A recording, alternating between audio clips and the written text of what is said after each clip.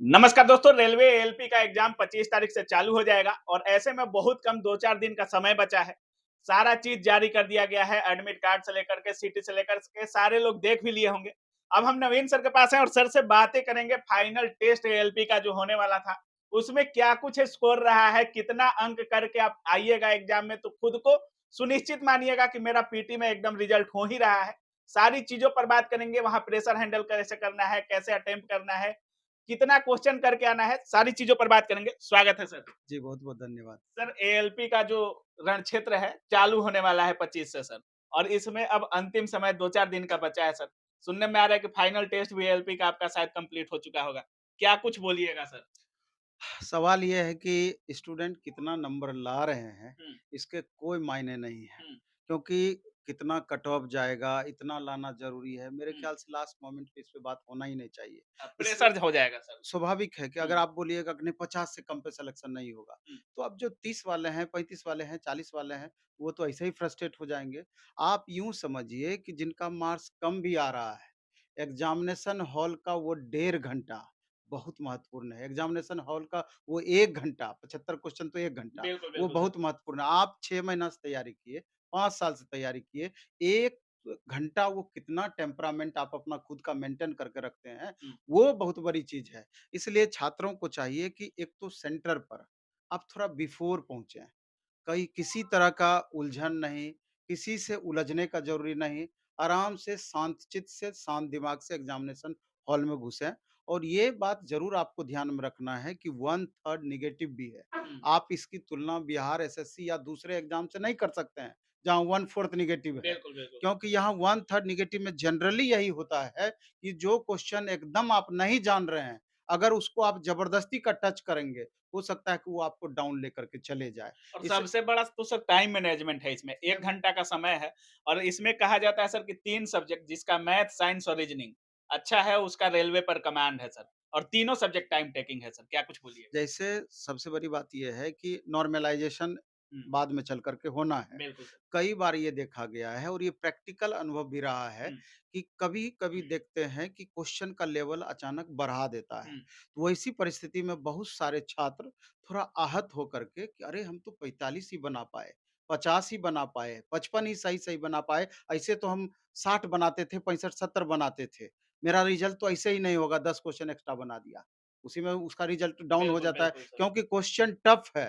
तो after normalisation fluctuation ज़्यादा होगा, कट ऑफ कम जाएगा, इस बात को समझना है। हुँ, इसलिए पहले तो ये बना क्वेश्चन बनाने से ज़्यादा महत्वपूर्ण है, किस क्वेश्चन को हमको छोड़ना हुँ, चाहिए। क्योंकि अगर टोटल 75 क्वेश्चन आप बनाना चाहिएगा, तो कोई ज़रूरी नहीं है रिज़ल्ट के लिए 75 क्वेश्चन ही हमको बनाना है। रिज़ल्ट के लिए उतना बनाना है, जितना आप डिज़र्व करते हैं, क्वेश्चन के अनुसार डिज़र्व किया जाता है। इस लेकर के पहला अटेम्प्ट में शुरू से लास्ट तक स्पीड को मेंटेन करते हुए भागेंगे। दोबारा अटेम्प्ट में जो क्वेश्चन हमसे नहीं बना है, उस पर हम कोशिश करेंगे। चूँकि मैथ, रीजनिंग, सेव और साइंस नेक्स्ट का क्या मामला है सर? जो मॉक टेस्ट दिया था उसमें सेव और नेक्स्ट के लिए कुछ बहुत सारे नोटिफ़िकेशन भी थे। क्या हमको कुछ लगता है मामला है? कि वो तो जो प्रोसेस है सेव और नेक्स्ट का वही प्रोसेस है, हुँ, इसमें बहुत समझाने की ज़रूरत नहीं है क्योंकि डेमो उपलब्ध करा दी है रेलवे। हुँ, आप उसके डेमो पर जाएँ और अभी भी जो लड़के डेमो नहीं देखे हैं, हुँ, ज़रूर उसके डेमो को देखें हुँ, क्योंकि वो डेमो देने का उद्देश्य ही होता है कि इसी चीज़ को हम मेंटेन करेंगे।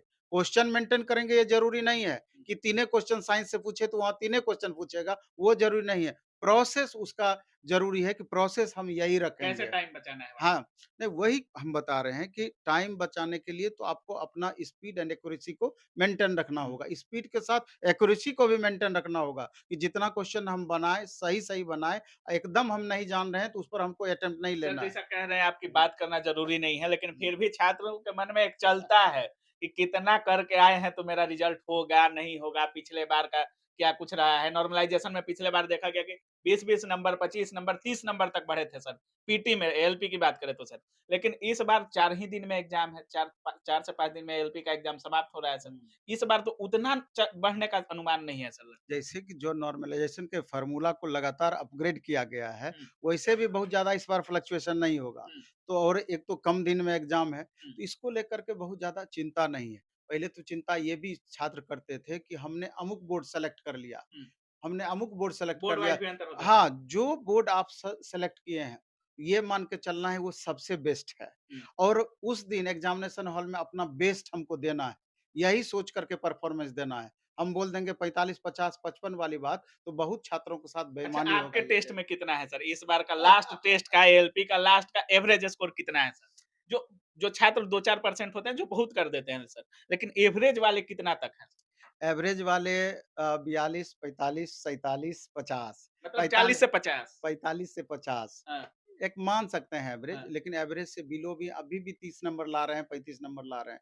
हम क्या बोले कि एग्ज़ामिनेशन हॉल का 1 घंटा बहुत महत्वपूर्ण है, इसलिए इन चीज़ों पर नहीं जाना है। वो हुँ, तो क्वेश्चन का लेवल में बिल्कुल, फ्लक्चुएट होता बिल्कुल। है, उसके कारण उतार-चढ़ाव होता है। इसलिए आप लगातार मेहनत किए हैं, आप बहुत मेहनत किए हैं और लगातार मेहनत भी करते आ रहे हैं, क्योंकि ये 5 साल, 6 साल के बाद ये वैकेंसी आई है। इसलिए इस बात को ध्यान रखिए कि एग्ज़ामिनेशन हॉल में हमको बेस्ट अपना देना है, बाकी कोई चीज़ से मतलब नहीं रखना है। लास्ट मोमेंट में जो भी अभी तक आपने पढ़ाई किया है, कॉपी अगर आपका तैयार है या आपने टेस्ट दिया है, क्वेश्चन्स उसका आपके लिए तैयार है, चिन्हित करके रखे हैं, तो उसका लास्ट मोमेंट में अधिक से अधिक रिवीजन करते रहें। नया पढ़ने का बहुत बात सर है नहीं। करंट-वरेंट को लेकर क्या बोलिएगा? रेलवे में देखा जाता है कि 2-3 साल पहले का स्टैटिक जो हो गया, उसको भी करंट में डाल देता है रेलवे। नहीं, नहीं, करंट सब बहुत मायने नहीं रख रहा है, मात्र 10 क्वेश्चन में आपका 3-4 क्वेश्चन करंट से रिलेटेड होगा, बाकी 6 क्वेश्चन में आपका हिस्ट्री, पॉलिटी, इकोनॉमी, सब ज्योग्राफी, रहेगा। स्टैटिक मिलाकर, इसलिए ये पोर्शन महत्वपूर्ण तो 1-1 मार्क्स होता है, हुँ, लेकिन उतना महत्वपूर्ण नहीं होगा जितना आपका मैथ, रीजनिंग, साइंस, बिल्कुल, क्योंकि बिल्कुल। मैक्सिमम स्कोर वहीं से होना है और मैथ, रीजनिंग खास करके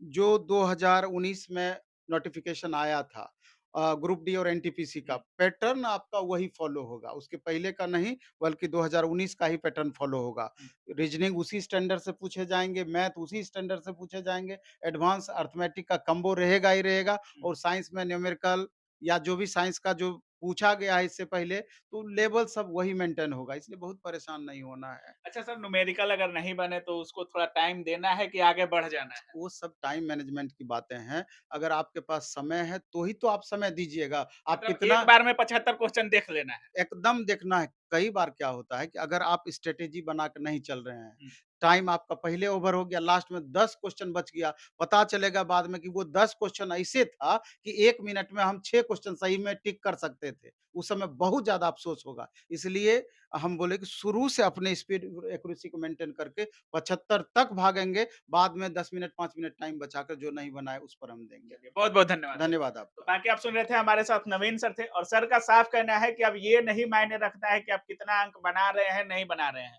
अब एग्ज़ाम में क्वेश्चन का लेवल मायने रखेगा कि आप उसके अनुसार कितने तक हैं, आपका कितना स्कोर हो रहा है। बाकी सर का साफ कहना है कि 1 घंटा पहले जाइए सेंटर पे, ज़्यादा कुछ टेंशन लेने वाली ज़रूरत नहीं है। 4 दिन में एग्ज़ाम है, इस बार उतना नॉर्मलाइज़ेशन भी शायद ही उतना अंक बढ़े इस बार। बाकी आप क्या कुछ सोच रहे हैं इस पूरे वीडियो के बारे में? अपनी राय कमेंट सेक्शन में ज़रूर रखिएगा। आप देख रहे थे काबिल न्यूज़। जय